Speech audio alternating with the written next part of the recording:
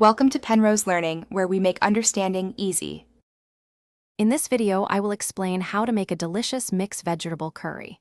First, gather your favorite fresh vegetables such as carrots, peas, potatoes, and green beans. Make sure to chop them into roughly 1-inch pieces so they cook evenly.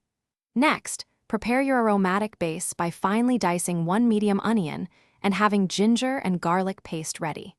This initial preparation is key to a smooth cooking process and a flavorful outcome. Now, let's build the flavor.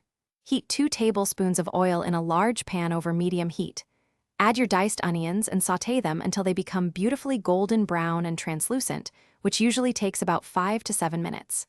Then, stir in 1 tablespoon each of fresh ginger and garlic paste, cooking for about 1 minute until fragrant.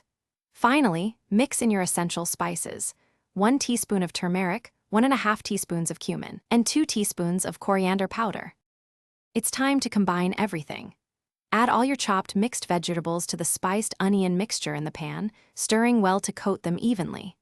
Next, pour in 1 cup of water or vegetable broth.